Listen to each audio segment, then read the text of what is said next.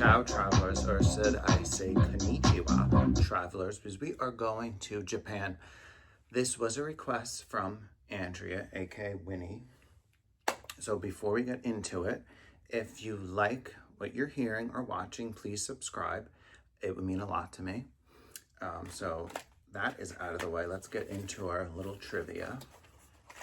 So I was at Andrea and Anya's house like 2 weekends ago, and I was like, oh, where do you want to talk about? And Andrea wants to go to Japan. So I was like, you know what? We might not be able to do it right now, but we can on this podcast. So message me on Instagram or TikTok if you have any suggestions or any places you would like to go. All right, let's get the show on the road.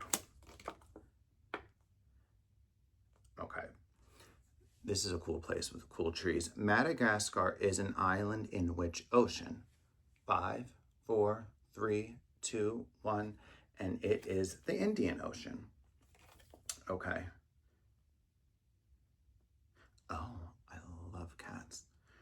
What is unusual about most cats on the Isle of Man?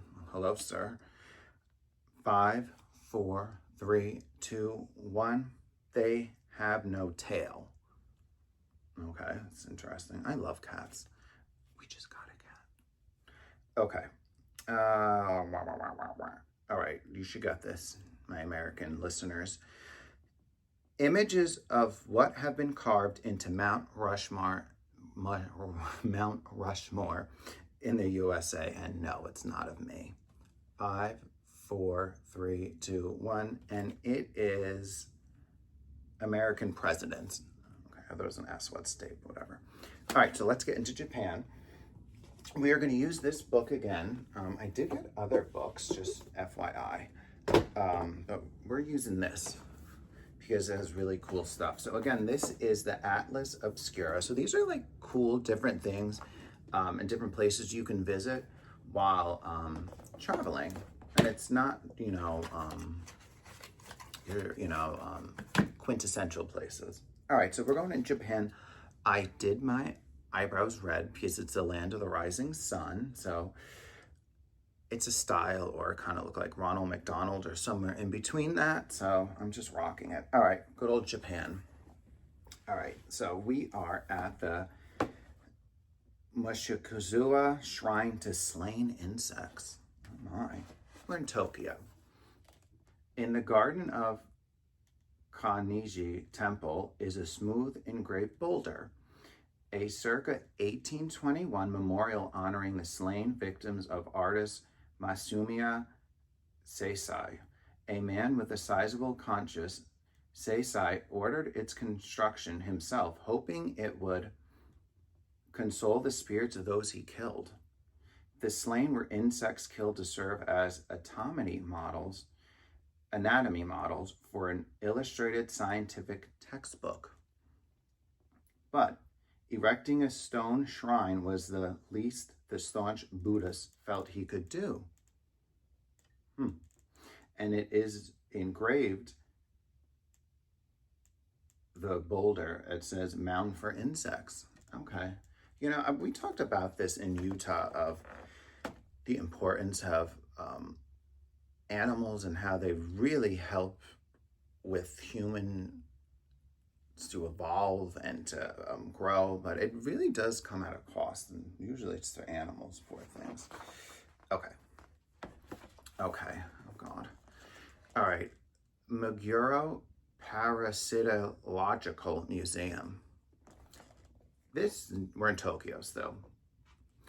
This small but memorable museum, established as a research collection in 1953, pays tribute to the tens of thousands of organisms that thrive at the expense of others, which is what we're talking about. The first floor offers an overview of the parasite-host relationship and life cycle, while the second floor showcases 300 preserved specimens, including a dolphin stomach infected with roundworms, a heart-infested dog heart, and a turtle head whose eye sockets are now inhabited by leeches. Oh my gosh, we had leeches in England. They followed us all the way to Japan. For reasons that mystify even museum staff, the Institute has become a go-to date spot Okay, young couples hold hands and gaze at the 29-foot tapeworm extracted from the stomach of a man who ate infected trout. I don't know. Actually, I would probably still go there and eat sushi. And Japanese is my second favorite cuisine. You'll find out my first when we do that country. Okay. All right, let's see.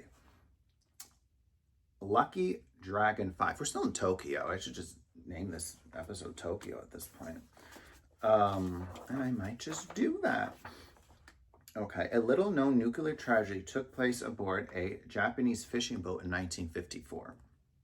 23 Japanese fishermen aboard their boat, the Lucky Dragon 5, because they weren't that lucky, were trawling for tuna in March of 1954 when the pre-dawn sky lit up and fine white flakes began to fall onto the deck. And I guess it wasn't dandruff. For the next 3 hours, the mysterious ash continued to rain down. Soon the crew members began to feel unwell. Headaches, nausea, burns, eye pain, bleeding gums. The symptoms piled up, all evidence of the same affliction, acute radiation poisoning. Okay. The Lucky Dragon 5 and her crew had been exposed to fallout from an atomic bomb. 8 years into the Marshall Islands thermonuclear test program, the U.S. detonated its Bravo device, a weapon 1,000 times more destructive than the bomb dropped in Hiroshima. This is actually very interesting. I didn't know this. The Lucky Dragon was outside of the danger zone, but it didn't matter. The test was more powerful than predicted, and fallout spread far beyond the predetermined area. The incident triggered panic in Japan, which were still reeling from the 1945 atomic bomb attacks on Hiroshima and Nagasaki, one of whom died within 7 months of exposure and is considered to be the first victim of the hydrogen bomb because emblems of the country's anti-nuclear movement, which gathered strength following fears that tuna contaminated during the Bravo test had made its way into the market. After returning to service as a training boat, the Lucky Dragon retired in 1967. It is now on display in an exhibit hall, its fading hull accompanied by a string of paper cranes, a Geiger counter that measures the radiation, and a tiny jar containing specks of deadly snow that fell from the sky in 1954. Okay, everyone, this has been kind of deep. All right, let's go. All right, this looks more fun. This is a field trip, everybody. I can take our kids. Ueno Zoo Escaped Animal Drill. Every February, a papier-mâché rhino politely lunges at the staff of Ueno Zoo. The rhino, operated by a pair of zookeepers, is one of the fake creatures used in the zoo's annual escaped animal drill. This sounds so much more fun than a fire drill or lockdown. Each year, the artificial rhino, along with staff members in furry monkey suits and one dressed as a bipedal tiger, attempts to storm the gates of the zoo and wreak havoc on the streets of Tokyo. Attempts to storm the gates of the zoo. Oh, I just read that. Okay, zookeepers band together to capture the animals, encircling them with nets, loading tranquilizer guns, and taping the ground with sticks. Some zoo staff even find injury or play dead to heighten the authenticity of the scene. Oh, here we go. We're going deep again. All participants carry their duties earnestly, never cracking a smile. Oh no. I smile a lot, I will say. That's why I'm getting, some Botox there. Okay. The yearly drill is part of Ueno Zoo's emergency preparation for earthquakes and other natural disasters. It has become such a popular attraction in its own right that other Japanese zoos have started to copy the idea. It's actually really interesting. Much more fun than how we do fire drills. What is this? All right, so we actually are we out of Tokyo and the environs? I like saying environs. All right, we're at this. Oh my, time is just running out. Okay. The worlds, I don't care about that. Oh, I know what I want. I want this. Okay. We can always come back to Japan. Okay. So, This one, Wisteria Tunnel. It's in Kitakyushu, Fukuoka. That's all I have to say is in my face. Okay. For most of the year, the Wisteria Tunnel at Kawachi Fuji Gardens is a lattice canopy overlaid with barren, twisted vines. But for a few weeks every spring, the tunnel is in magnificent bloom. Its dangling flowers and sweet scent enveloping all those who walk in the path. This is gorgeous. The private garden is home to about 150 wisteria plants in shades of purple, pink, and white. Visit between late April and midway to see the wisteria in bloom. The exact dates vary each year. So it's kind of cool. It's like doing, so the cherry blossoms, wisteria. And last but not least, I've seen this before, the Village of Dolls. So a lot of Japan is losing population. It's an aging population. So this is how a village kind of coped with it. In Nagoro, Tokushima, the school in a small village of Nagaro has a classroom full of silent students. Oh my, I think I'll get bored of that, to be honest. Staring at an equally silent teacher, good luck with that. They sit motionless day after day, never calling out an answer or rustling their books. God, that's sadly probably a lot of classrooms across the United States. Okay, anyway. The students and teachers are life-size dolls created by Nagaro resident Ayono Tsukimi after the school closed due to low enrollment. Tsukimi was born in Nagoro, spent decades living in Osaka, Japan's largest city, and has a great food scene. When she returned to her childhood home, the population had dwindled from about 300 to 35.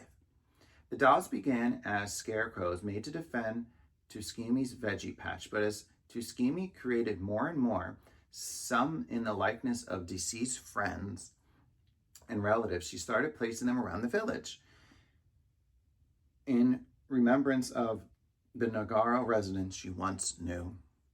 A doll in rain boots and wet weather gear sits by a creek holding a fishing rod. A couple of elderly cloth people relax side by side on an outdoor bench, watching the world go by. Scenes like this found all over the village. Tsukimi estimates she has created 350 dolls, meaning they outnumber Nagoro's human residents 10 to 1. Okay, and here's some pictures I forgot to show you. Wisteria's on top, and there's little dolls living their best lives, I hope. Probably not. I mean, they're dolls. Okay. What is this going on here? All right, well, here's a picture of something nasty from that ringworm thing going on. There's a paper mache, and there's that unlucky boat. Okay, well, that was a quick episode. I hope, Andrea, you enjoyed it. So let's get a little applause. Okay. All right. Okay, so let's go. Ooh, let's go to our trivia, because this kind of has to do with something. Because we're kind of talking about something like this. Okay. Which South Korean movie won the most Academy Awards in 2020? 5, 4, 3, 2, 1. Parasite. Okay. Oh, this is a big one. I always see this when you go to Italy. Don't do this. Escucha. Listen. In Italy, when do people usually drink cappuccinos? 5, 4, 3, 2, 1. In the morning, usually at breakfast. I don't know. For some reason, people say it's like a cardinal sin if you go to Italy and drink cappuccino. Like in America, we usually have it in the morning, but like you get it after like dinner with dessert. I mean, whatever. I mean, I say, why put boundaries on it? Okay. Ooh, okay. Oh my. All right. We should get this, especially if you're watching from my class. I really hope you got this. Which holiday with visual similarities to Halloween is celebrated throughout Mexico in November? All right. 5, 4, 3, 2, 1. Day of the Dead. Okay. I feel like, wow, we did so much in Japan. I mean, we just really did Tokyo and what other place. But wow, definitely want to go. And thank you. And just so you know, we have episodes that come out. Just multiple people at some times. The second and fourth Thursday of the month. So we'll catch you later for the next one. Ciao, travelers, and thank you so much. Ciao, ciao.